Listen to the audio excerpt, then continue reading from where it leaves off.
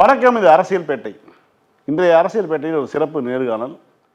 திராவிட இயக்க தமிழ் பேட்டையினுடைய மாநில துணை பொதுச்செயலாளர் திரு வைரமுத்து அவர்கள். சார் வணக்கம். வணக்கம். தேர்தல் முடிவுகள் எதிர்பார்த்த மாதிரி வரல.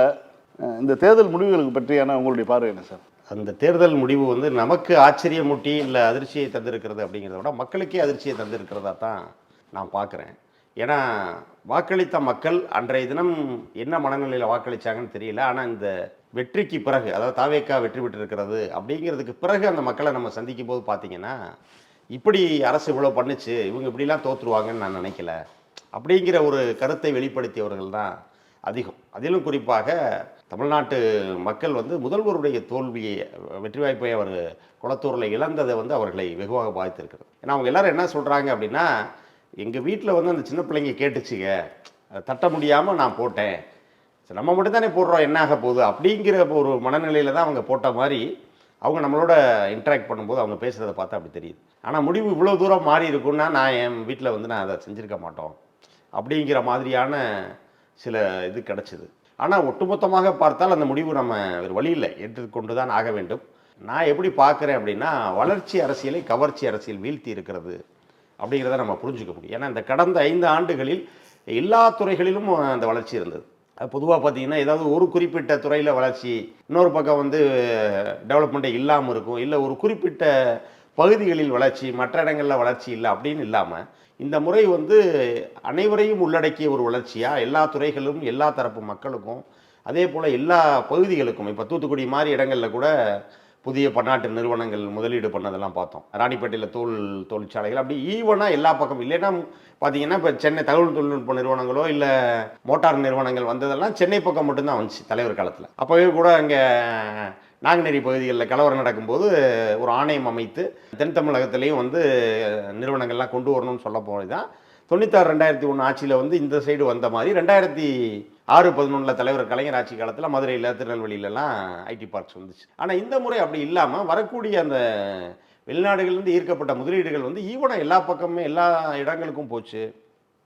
எல்லா துறைகளும், இன்னும் சொல்லப்போனால் நீண்ட காலமாக புறக்கணிக்கப்பட்ட வந்த விளையாட்டுத்துறை அண்ணன் உதயநிதி அந்த துறைக்கு பொறுப்பேற்ற பிறகு விளையாட்டுத்துறையிலையும் சாதனை. இப்படி எல்லா துறைகளிலும் சாதனை, எல்லா தரப்பு மக்கள்கிட்டையும் இருக்குது அப்படிங்கிற ஒரு லெவல் ரீச் ஆகிருந்த ஒரு நேரத்தில் இது நடந்திருப்பது அப்படிங்கிறது கண்டிப்பாக அந்த வளர்ச்சியைக்கான முக்கியத்துவத்தை பற்றி மக்களை சிந்திக்க விடாமல் ஒரு கவர்ச்சி இதில் அவங்கள அடைச்ச மாதிரி தான் தெரியுது. எப்படி விளக்கொலியில் விட்டில் பூச்சிகள் போய் விழுகுமோ, அதை போல் இன்றைக்கு இளைஞர்களும் மாணவர்களோ இல்லை இந்த குழந்தைகள் தங்களுடைய குடும்பத்தில் இருக்கவங்கள இன்ஃப்ளூயன்ஸ் பண்ணுறது, இது எல்லாமே நடந்திருக்குது. இப்போ திமுக மாதிரியான கட்சிகள் தொடர்ந்து மக்கள்கிட்ட சர்வே, இந்த மாதிரியான விஷயங்கள், மக்களுடைய மனநிலை என்னவாக இருக்குது, நேரடியாக மக்களை சந்தித்து வாக்கு கேட்கும் போது அவர்களுடைய முகங்களை வைத்து கணக்கு போடுறது, இந்த மாதிரியான விஷயங்களில் நீண்ட நெடுங்காலம் அனுபவம் உள்ள கட்சி. அந்த மாதிரியான கட்சி திமுகவும் சரி அதிமுகவும் சரி, இந்த 2 கட்சிகளுமே எப்படி இது போன்ற ஒரு 3ஆவதாக ஒரு நபர் வருவார், அவருக்கான வாய்ப்பு மக்கள் கொடுப்பாங்கன்னு எப்படி கணிக்க தவறுச்சுன்னு பார்க்குறீங்க? இப்போ உருவாகிக்கிட்டு இருக்க ஒரு தலைமுறை எதையுமே வெளிக்காட்டுவதில்லை. இப்போ நீங்கள் இன்றைக்கி இருக்கக்கூடிய தலைமுறை பிள்ளைகள்கிட்ட வீட்டில் பேரண்ட்ஸு கூட அவன் என்ன நினைக்கிறான், இல்லை அவனுக்கு என்ன பிடிக்கும்னு தெரியாது. இப்போ நம்ம தலைமுறைகளில் பார்த்தா, எனக்கு என்ன பிடிக்குங்கிறது எங்கள் அப்பாவுக்கே தெரியும். அவரே ஒரு ஆடை எடுத்துகிட்டு வருவார், அவரே எனக்கு வேண்டிய உணவை வாங்கிட்டு வருவார். ஆனால் இன்றைக்கி அப்படி இல்லை. பிள்ளைங்க அவங்க பார்த்து அவங்க தான் ஆர்டர் போடணும் அப்படிங்கிற ஒரு நிலை தான் இருக்குது. அப்போது அந்த மாதிரி ஒரு சூழலில் இவர்களுக்கு தங்களுடைய இதை வெளிக்காட்டாமல் இருந்திருக்கலாம் அப்படிங்கிறது ஒரு வகையானது. இந்த ஒரு திரைப்படத்தில் கூட சசிகுமார் சொல்லுவார், முந்தியெல்லாம் ஒருத்தர்கிட்ட பழகுனா அவங்க என்ன நினைக்கிறாங்கன்னு கண்டுபிடிச்சிட முடியும், இன்றைக்கி யார்ட்டையாவது கண்டுபிடிக்க முடியுமா, உலகமே நடிக்க ஆரம்பிச்சிருச்சு அப்படின்னு சொல்லி ஒரு திரைப்பட வசனம் வரும். கிட்டத்தட்ட அதை போன்று தான் இந்த தேர்தல் முடிவு அமைஞ்சிருக்கதா நான் பார்க்குறேன். ஏன்னா நம்ம கூட பழகுறாங்க, நம்ம கூட இருக்காங்க, ஆனால் அவங்க இப்படி ஒரு முடிவு எடுக்கிறாங்கங்கிறத அன்னைக்கு காலையிலையோ இல்லை நம்ம தேர்தல் முடிவு வரும்பொழுது அவர்கள் காட்டுகிற அந்த ரியாக்ஷனை பார்க்கும்போது தான், ஓ இவங்க இங்கே வாக்கு செலுத்தியிருப்பாங்களோன்ற நம்ம என்ன தோன்றுகிற அளவுக்கு தான் அவங்க இருந்திருக்காங்க. அது ஒன்று.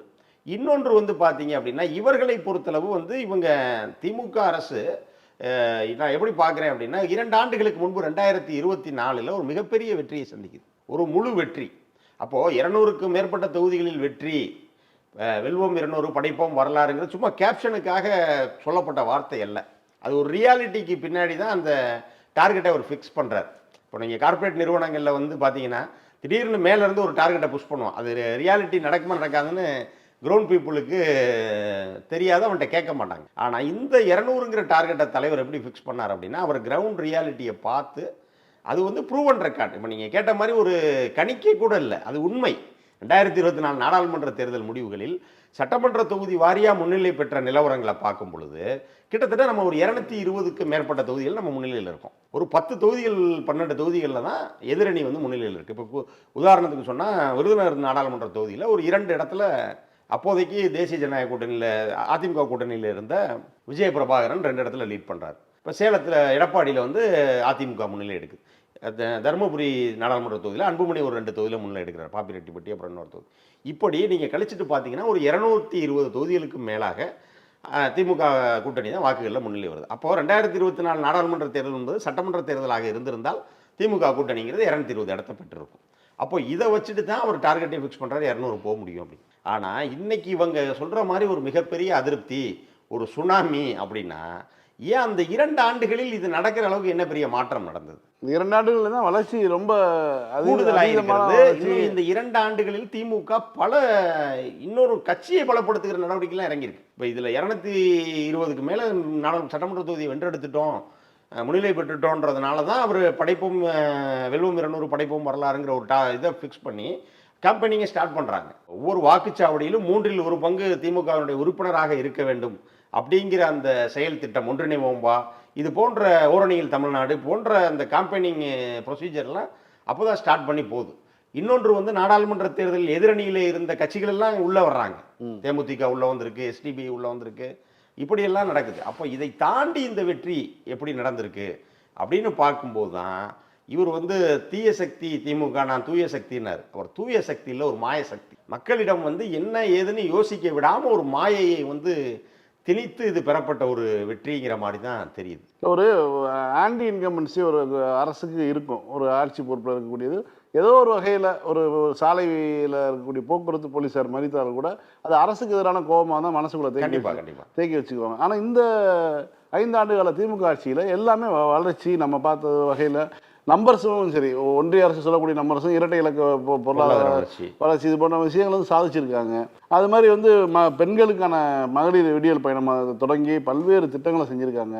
இதன் மூலமாக பயன்பெற்றவர்கள், அதாவது அடித்தட்டு மக்கள், ஏழை மக்கள் தான் வந்து அதீதமாக இந்த அரசியலால் பயன்பெற்றவர்கள். எல்லா தரப்பும் பயன்பெற்றிருந்தாலும் இந்த நேரடியாக அந்த அன்றாடம் ஒவ்வொரு மாதமும் 15ஆம் தேதி ஆச்சுன்னா அவங்க அக்கௌண்ட்டில் பணம் போடுறதா இருக்கட்டும், ஒரு பயணம் போனோம் அப்படின்னா பணம் தேவையே இல்லை, நீங்கள் எங்கே வேணாலும் நகர பேருந்தில் ஏறி பயணம் பண்ணலாங்கிற ஒரு சூழல்லேருந்து ஆரம்பித்து புதுமை பெண் திட்டம், தமிழ் புதுமை திட்டம் போன்ற திட்டங்கள் மூலமாக மாணவ மாணவிகளுக்கு உயர்கல்வி போடக்கூடிய விஷயங்கள் இவ்வளவும் பண்ணாங்க.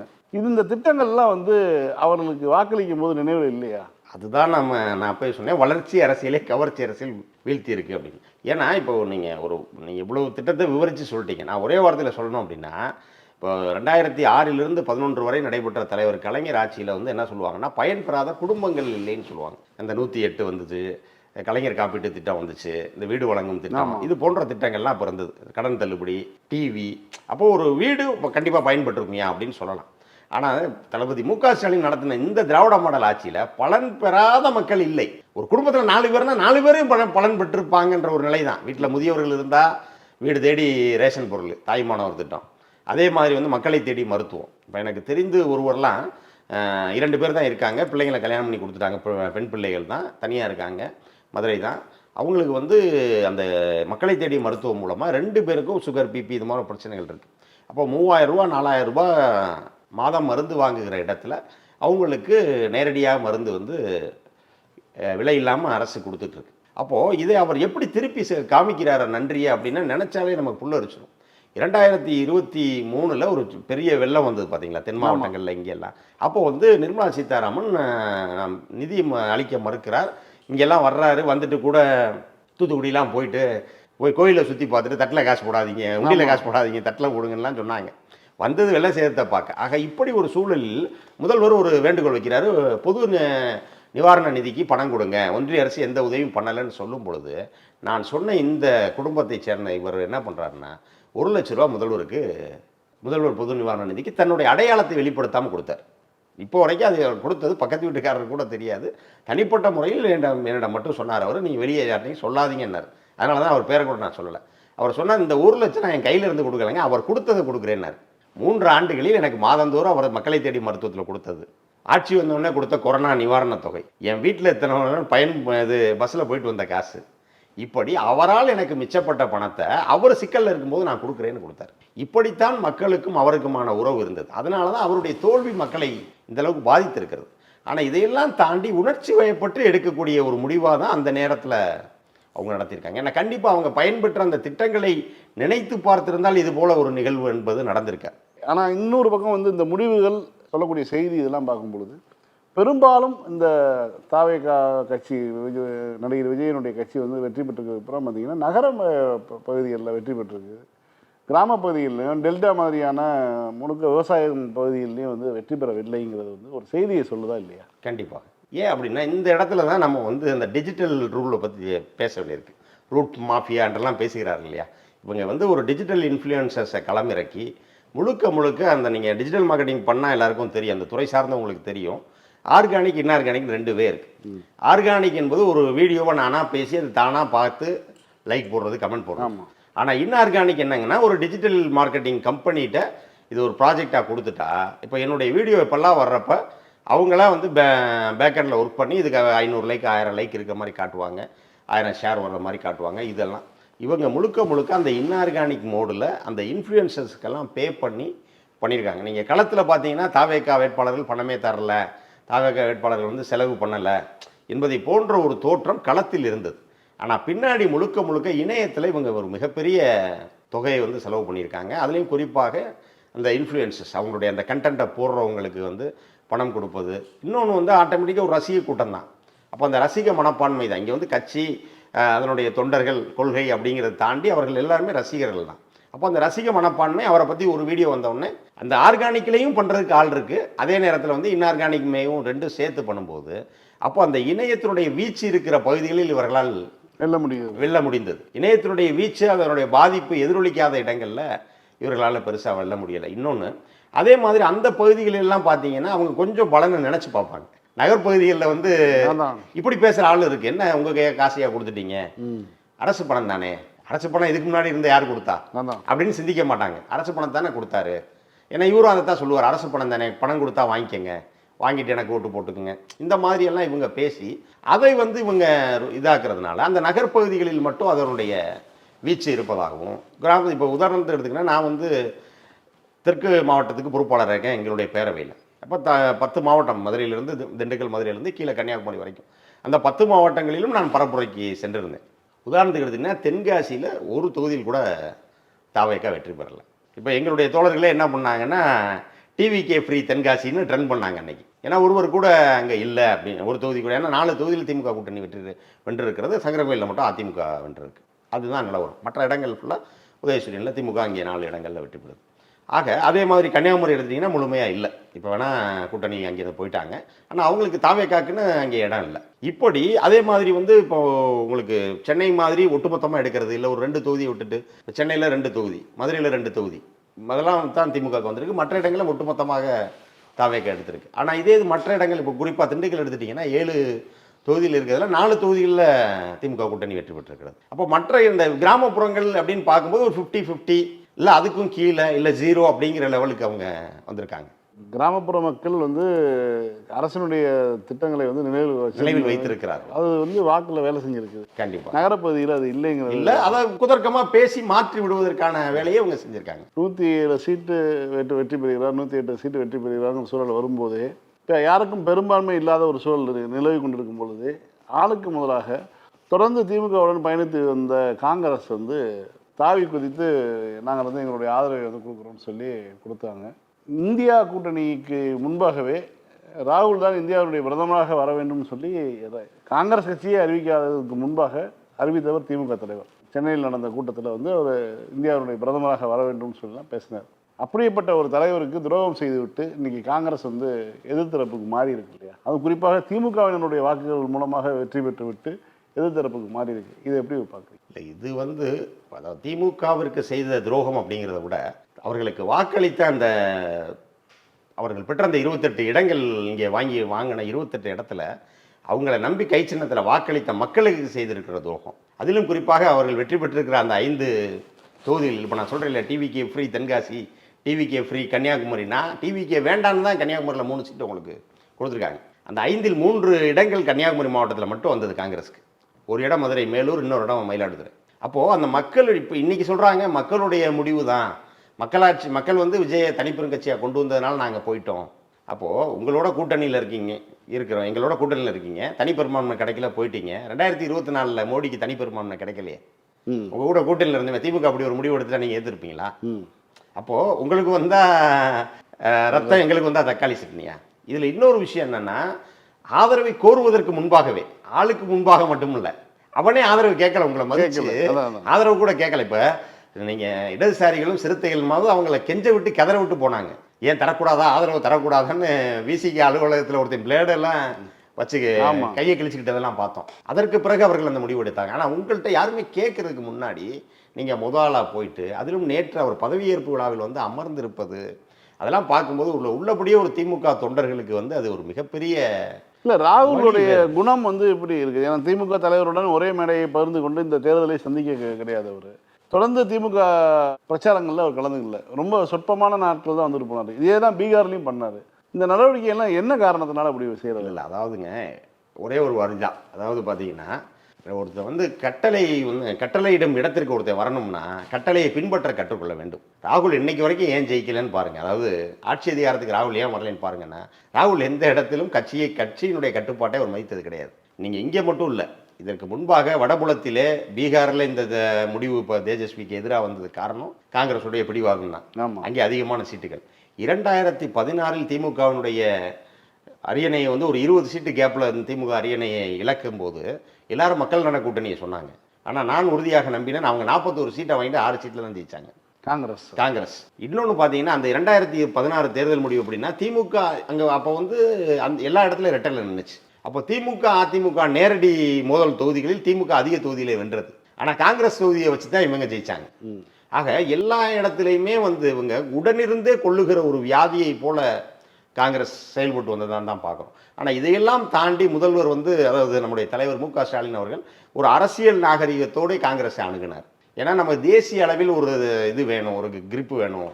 மதச்சார்பற்ற ஒரு கட்சி வந்து ஒரு தேசிய அளவில் மாநில கட்சிகளை இணைத்து ஒரு இது வேணும், அந்த கனெக்டிங் டாட்ஸ்.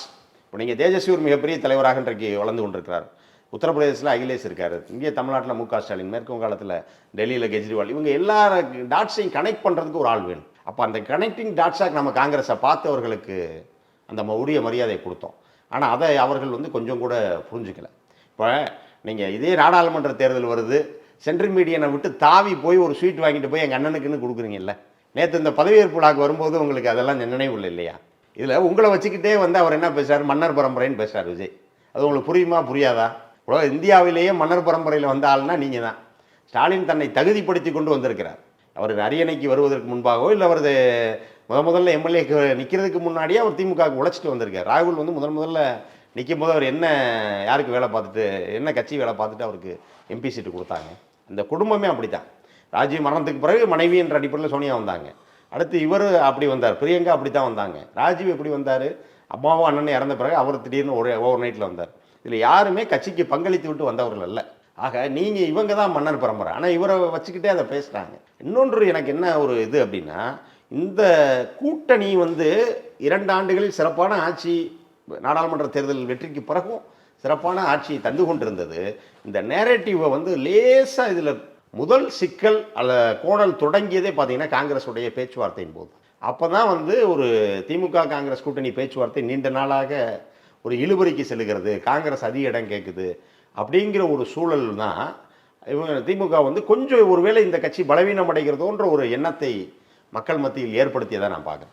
அப்போது இவர்கள் வந்து இன்னைக்கு முடிவுகள் வந்த அடுத்த நாளில் கூட்டணிக்கு தலைமை தாங்கிய கட்சிகிட்ட ஒரு மரியாதைக்கு கூட சொல்லாமல் ஒரு முடிவு எடுக்கிறீங்கன்னா, நீங்கள் தேர்தலின் போது என்ன நிலைப்பாடு எடுத்திருப்பீங்க, என்ன வேலை பார்த்துருப்பீங்க அப்படிங்கிற ஒரு ஐயம் நமக்கு வருகிறதா இல்லையா? நீங்கள் இதெல்லாம் ரைட்டு, மக்கள் வாக்கு வாங்கினீங்க, ஜெயிச்சிங்க, அங்கே போயிட்டீங்க. அதற்கு முன்பு அன்னைக்கு உங்களுக்கு கையில் தூக்கி ஒரு மாநிலங்களவை இடத்தை கொடுத்தாரு, அதுக்கு என்ன மரியாதை? இப்போ இன்னைக்கு வரைக்கும் தேமுதிகவை அழைக்கிறார்கள், தாவேக்கால இருந்து என்ன பதில் சொல்கிறாங்க அவங்க? நாங்கள் வந்து திமுக விட்டு போக மாட்டோம்னு சொல்கிறாங்க. அதுக்கு ஒரு மிக முக்கிய காரணம் பார்த்தீங்கன்னா, அந்த மாநிலங்களவை இடத்தை அவங்க உள்ளே வந்து அந்த கூட்டணி முழுமையாக களத்தில் போய் தேர்தலை சந்திக்கிறதுக்கு முன்பாகவே அவங்களுக்கு பலன். யாருக்கும் வந்து பார்த்தீங்கன்னா ஒரு வேர்வை சிந்தித்து பிறகு தான் சம்பளம் கிடைக்கும். வேலை பார்த்ததுக்கப்புறம் சம்பளம். அவங்களுக்கு வந்து ஒரு வேலை பார்க்குறதுக்கு முன்னாடி அட்வான்ஸ் கொடுத்த மாதிரி அந்த எம்பி சீட்டை 2 பேருக்கும் கொடுத்தாரு. ஆனால் அவங்க எவ்வளோ கண்ணியமாக நடந்திருக்காங்க, இவங்க எவ்வளோ ஒரு மோசமாக நடந்திருக்கிறார்கள். இன்னொன்று, இன்னைக்கு தாவேகா கூட்டணியை விமர்சித்த உடனேயே வந்து நீங்கள் புகாரி மேல் நடவடிக்கை எடுக்கிறீங்க. ஆனால் திமுகவை தொடர்ந்து வம்பிழுத்து கொண்டவர்கள் மீது நீங்கள் கூட்டணியில் இருக்கும்போது என்ன நடவடிக்கை எடுத்தீங்க? ஒன்றுமே கிடையாது. அப்போ நீங்கள் உங்களுடைய ஆசீர்வாதத்தோடு தான், இல்லை உங்களுடைய பேச்சை கேட்டு தான் அவர்கள் செயல்பட்டார்களா? இப்போ நம்ம மதுரையை சேர்ந்த பக்கத்தில் இருக்கு மாணிக் தாக்கூர் எப்படி ஜெயிச்சாரு, என்ன பண்ணாரு எல்லாருக்கும் தெரியும். திமுக தொடர்ச்சியாக திமுக சீன்றாரு. திருப்பரங்குன்றம் அங்கே போய் செயல்வீரர் கூட்டத்தில் பேசுகிறாரு, எங்கள் வாக்குகளில் தான் வந்தீங்கன்றாரு. இது வந்து மிக மோசமான ஒரு செயல்பாடு. ஆனால் அவர் எந்த ஆக்ஷனுமே எடுக்கலை. கேட்டால் அவர் ராகுல் சொல்லி தான் பண்ணுறாரு என்பதை போன்ற ஒரு பேச்சுக்கள் அந்த கட்சி வட்டாரத்துக்குள்ளேயே இருந்துச்சு. அப்போது நீங்கள் புகாரி மேல் நடவடிக்கை எடுக்கிறீங்க, அன்னைக்கு மாணிக் தாக்கூர் மேலேயோ இல்லை இவங்க மேலேயோ நடவடிக்கை எடுக்கலை அப்படிங்கும்போது, அப்போது வந்து அந்த பேச்சு உண்மைன்னு தானே நம்ப வேண்டியது இருக்குது. அப்போ தேர்தலுக்கு முன்பாகவே நீங்கள் வந்து தாவேகாவோட ஒரு உறவுக்கு வந்து பிளான் பண்ணிட்டீங்க. இல்லை ஒருவேளை திமுக ஜெயிச்சிருந்தா நம்ம இங்கே இதை காப்பாற்றிருப்போம், தோத்தா அங்கே போயிடுவோம் என்பதை போன்ற ஒரு நிலையில் தான் நீங்கள் இருந்திருப்பீங்க அப்படிங்கிறது இப்போ தெளிவாகுது இல்லையா? இப்போ தேசிய அளவில் வந்து அகிலேஷ் ஒரு கருத்து சொல்லியிருக்கு. அதாவது திமுக வந்து நாங்கள் வந்து இந்த மாதிரியான சூழலில் கைவிட மாட்டோம் அப்படின்னு வந்து காங்கிரஸை வந்து மறைமுகமாக சாடி உள்ளார். அதே மாதிரி மம்தாவோட இருந்து இவங்க விலகி வந்துட்டாங்க. பீகார்லேயும் பார்த்தீங்கன்னா வந்து தேஜஸ்வியை விட்டு விலகிட்டாங்க. இந்த மாதிரியான ஒரு பார்ட்னர்ஸை வந்து எல்லாமே வந்து காங்கிரஸ் இழந்து கொண்டே வரும்போது அதனுடைய எதிர்காலத்தை பற்றி அவங்களுக்கு கவலை கிடையாதா? ஏன்னா அடுத்து உத்தரப்பிரதேசத்தில் தேர்தல் வர இருக்குது 2027. அந்த மாதிரியான சூழலில் அகிலேஷ் இப்படி கருத்து தெரிவிக்கிறாருங்கும் போது இப்போ காங்கிரஸுக்கு வந்து வெற்றி பெற நோக்கம் கிடையாதா? அப்படி இல்லை, அப்படித்தான் உண்மையிலே நம்ம அப்படி தான் எண்ண வேண்டியது இருக்கிறது. காங்கிரஸ் இல்லாத இந்தியாவை உருவாக்குவேன்னு மோடி சொன்னார் இல்லையா? அந்த மோடிக்கு அந்த விஷயத்தில் உதவ போகிற ஆளே ராகுல் தானா அப்படிங்கிற ஒரு சந்தேகம் நமக்கு வருது. அதே போல் இந்திய விடுதலைக்கு பிறகு காங்கிரஸ் என்கிற ஒரு கட்சி தேவையில்லை, கலைச்சிடலான்னு காந்தி சொன்னார். அந்த காந்தியினுடைய கனவைத்தான் இன்றைக்கு ராகுல் காந்தி நனவாக்கி கொண்டிருப்பதாகத்தான் நான் பார்க்கிறேன். ஏன் அப்படின்னா, இப்போ நான் முதல் சொன்னதான் கனெக்டிங் டாட்ஸ். ஒவ்வொரு மாநிலத்திலும் அந்த கட்சி வந்து பலமாக இருக்குது. அப்போ நீங்கள் அங்கே அந்த கட்சியை சப்போர்ட் பண்ணிவிட்டு நீங்கள் ஒட்டுமொத்தமாக அவர்களை ஒருங்கிணைத்து ஒரு அணியை கட்டமைச்சிருக்கணும். ஆனால் இந்த இந்தியா கூட்டணி என்பது கட்டமைக்கப்பட்ட நாளிலிருந்து அதை பலவீனப்படுத்துவதற்கான வேலையை தான் வந்து காங்கிரஸ் செய்து கொண்டிருக்கிறது. ஏன்னா இந்த கூட்டணியை முதல்ல பேசி நிதிஷ்குமார் உருவாக்குறாரு. முதல் கூட்டம்லாம் நடக்குது. ஆனால் அதே நிதிஷ்குமார்கிட்ட இவர் காங்கிரஸுக்கும் நிதிஷ்குமாருக்குமான ஒரு மோசமான ஒரு இதில் தான் கசப்புணர்வில் தான் அவர் மறுபடியும் இங்கே போயிடுறார். சரி, அவரை கூட விடுங்க, நம்பகத்தன்மை இல்லாத ஆள் எடுத்துக்கலாம். ஆனால் அடுத்து பார்த்தீங்கன்னா கெஜ்ரிவால். அடுத்து டெல்லி தேர்தலின் போது கெஜ்ரிவாலுக்கு வேணும்னே சிக்கலை உண்டாக்குறாங்க. பீகார் தேர்தலில் போய் அவர்கிட்ட அதிக இடம் வேணும்னு தேஜஸ்வியை இதுக்கு உள்ளாக்குறாங்க. அப்போ எல்லா இடத்திலும் தான் வெல்ல வேண்டும். சிம்பிளாக ஒரே விஷயம் தான், நீங்கள் ஒரு கட்சியை வளர்த்து கொண்டு ஆட்சி அதிகாரத்துக்கு வரணுமே தவிர, ஆட்சி அதிகாரம் இருந்தால் நான் கட்சி அங்கே வளர்த்துருவேன் அப்படின்னு சொல்கிறது வந்து லாஜிக்கே இல்லை. இப்போ தமிழ்நாட்டில் அவங்க என்ன சொல்கிறாங்க, 60 ஆண்டுகளுக்கு பிறகு நாங்கள் ஆட்சி அதிகாரத்துக்கு வரணும் அப்படின்றாங்க. ஆனால் முதல் ஆளுக்கு போய் நேற்று 9 பேர் பதவியை தானே, உங்கள் ஆள் யாரையுமே சொல்லலையே. ஆமாம், உங்களை அவர் அந்த இடத்துல தான் வச்சுருக்காங்க. ஆனால் நீங்கள் நினைக்கிறீங்க போனால் அமைச்சராகிடுவோம். இல்லை, இப்போ அதிமுகவிலே 2 பிரிவுகள் பிரிந்து ஒரு பிரிவு தாவேகாவை ஆதரிக்கக்கூடிய இல்லை, அது நடக்க போகுது. அதனால வரும்போது இவங்க எல்லாருமே விரட்டி விடப்படுவார்கள். ஒரு காங்கிரஸ் வந்து கிள்ளிக்கீரை தான் இவங்கன்றது நல்லா தெரியுது. ஏன்னா அதனால் தான் இன்றைக்கு அவர் 9 பேர் மட்டும் எடுத்திருக்காரு. ஒரு ஒட்டுமொத்த சட்டமன்றத்தினுடைய உறுப்பினர்கள் எண்ணிக்கையில் 15% அமைச்சரவையில் இருக்கலாம். ஆனால் இவர் வெறும் 9 பேர் மட்டும், விஜய் தாண்டி இன்னொரு 9 பேர் மட்டும் அமைச்சர் ஆகிட்டு மித்த இடங்கள் அறிவிக்கப்படாமல் இருப்பதற்கு காரணமே அதிமுக உள்ளே வரப்போகிறது. அதாவது அதிமுகவிலிருந்து இன்னொரு அணி வரப்போகிறது அப்படிங்கிறது தான். அதனால தான் துறை கூட இன்னும் முடிவு செய்யப்படல. பொதுவாக பார்த்தீங்கன்னா ஆளுநர் மாளிகையில் பதவியேற்பு நடந்து அடுத்த அன்று இரவே வந்து ஒரு செய்தி குறிப்பின் மூலமாக யாருக்கு என்ன துறைன்னு வந்துடும். இப்போ வரைக்கும் உத்தேச பட்டியல் தான் வந்திருக்கிறதே தவிர யாருக்கு என்ன துறைன்னு அதிகாரப்பூர்வ அறிவிப்பு வரல. காரணம் என்னென்னா, அந்த அதிமுகவினுடைய அணி வரும்பொழுது அவர்களுக்கு வேண்டிய துறைகள் தர வேண்டியது இருக்கலாம். இப்போ வேலுமணிக்கோ இல்லை சிவி சண்முகம் போன்றவர்களுக்கெல்லாம் தேவைப்படுகிற, விஜயபாஸ்கர் போன்றவர்கள்லாம் அமைச்சரவைக்குள் இணைக்கப்பட இருக்கிற சூழலில் அவர்களுக்கு தேவைப்படுகிற துறையை தந்துட்டு மிச்சத்தை அவங்களுக்கு கொடுக்கலாம் அப்படிங்கிற ஒரு நிலையில் தான் இன்னும் அறிவிக்கப்படாமல் இருக்குது. ஆக இப்படி இருக்கிற சூழலில் நீங்கள் போய் போராடி நீங்கள் கட்சியை வளர்த்து தான் அதிகாரத்துக்கு வரணுமே தவிர, எல்லாத்துட்டையும் போய் எடுத்தவொடனே எனக்கு அதிகாரம் கொடு, எனக்கு இவ்வளோ சீட்டு கொடு, அவ்வளோ சீட்டு கொடுன்னா அந்த சீட்டுகள் சரி, சீட்டை வாங்குறாங்களே, அந்த வாங்குகிற சீட்டுக்கான முறையான வேட்பாளர்கள் இருக்கிறார்களா? அது பார்த்தா எங்கேருந்தோ எங்கேயோ போடுறது. இப்போ கடைசி நேரம் வரைக்கும் வேட்பாளர்களை அறிவிக்காமல் இருப்பது. கடந்த நாடாளுமன்ற தேர்தலெல்லாம் 2 இடங்கள் ரொம்ப கொடூரம். ஆமாம். திருநெல்வேலியில் நானும் போயிருக்கேன். இந்த பேரவையின் சார்பாக நான் அந்த கூட்டத்தில் நான் பங்கேற்கிறோம். நம்முடைய முதல்வர் அன்றைய முதல்வர் இன்றைய கழக தலைவருக்கு வந்துட்டார். திருநெல்வேலி கேண்டிடேட் சொல்லலை. அவர் டென்ஷனில் சொல்லிட்டார். காலையில் வந்து இறங்கிட்டார். மாலை 3 மணிக்கு கூட்டம். வரலைன்னா நான் வேட்பாளரை நான் திமுக அறிவித்து விடும்னு சொல்லிடுறார் தகவல். அப்புறம் அவசரமாக கன்னியாகுமரியை சேர்ந்த வேட்பாளர் அறிவிக்கப்பட்டு அவர் ராபர்ட் ப்ரூஸ்னு அவர் உள்ளே நுழையிறதுக்கு அவர் அடையாளம் தெரியல யாருக்கும். நான் தான் வேட்பாளர்னு சொல்லி அவர் மேடைக்கு வந்தார். அதே போல் மயிலாடுதுறையில் வழக்கறிஞர் சுதா இன்னையோட மனுத்தாக்கல் முடியுது. அன்றைக்கு காலையில் வேட்பாளர் அறிவிக்கும். சென்னையை சேர்ந்த அவரை கொண்டு சென்னையை சேர்ந்தவருக்கு மயிலாடுதுறை. இத்தனைக்கும் இந்த 2 அதாவது இவங்க திமுக வந்து பெரியண்ணன் மனப்போக்கோடு நடக்குதுன்னு சொல்லுவாங்க. நான் ஏன் இந்த 2 தொகுதியும் சொல்கிறேன்னா, இந்த 2 தொகுதி சிட்டிங் திமுகவோட தொகுதி. இந்த 2 சிட்டிங் சீட்டை உங்களுக்கு விட்டு கொடுத்துருக்கோம். ஆனால் அதுக்கு நீ கேட்டு வாங்குறல சிட்டிங் சீட், அடுத்தவருடைய சிட்டிங் சீட்டை கேட்டு வாங்குறேன்னா உங்கள்கிட்ட பொட்டன்ஷியல் கேண்டிடேட் இருந்தால் வாங்கணும். இல்லைன்னா நீ எதுக்கு அடுத்தவங்களோட சக்ஸஸ் தொகுதி அவங்ககிட்ட விட்டுலாமே. அப்போ அதை கேட்டு வாங்கிட்டு அதுக்கு உன்னால் கேண்டிடேட்டை போட முடியலைன்னா அப்போ என்ன நிலையில் நீங்கள் இருக்கிறீங்க? இது போல தான் அவங்க எல்லா மாநில கட்சிகளும் அணுகிறது. ஒருவேளை இது வந்து எனக்கு இன்னொரு சந்தேகம் என்ன அப்படின்னா, பாஜக வந்து பார்த்தீங்கன்னா எல்லா மாநில கட்சிகளையும் வீழ்த்தி விடணும், இந்தியாவில் ஒரு ஒற்றை ஆட்சி வரணும்னு நினைக்கிறாங்கன்னா அதற்கு தெரிந்தோ தெரியாமலோ காங்கிரஸும் துணை போகிறதோ அப்படின்னு தான் சிந்திக்க வேண்டியிருக்கிறது. ஏன்னா கிட்டத்தட்ட எல்லா வலுவான எதிர்க்கட்சிகளையுமே வந்து அழித்தொழிக்கிற நடவடிக்கையில் தான் பாஜக இருக்குது. அப்போ அந்த நேரம் அவர்களோடு தோள் கொடுக்க வேண்டிய காங்கிரஸ் அவங்களுக்கு பாஜகவுக்கு மறைமுகமாக வேலை செய்யுது. உங்களுடைய சந்தேகம் நியாயமானது தான். உங்களுடைய நேரத்தை எங்களுடன் பகிர்ந்துக்கிட்டீங்க. ரொம்ப நன்றி. வாய்ப்புக்கு நன்றி. வணக்கம். மீண்டும் நாளை இரவு 9:30 மணிக்கு சந்திப்போம். நன்றி, வணக்கம்.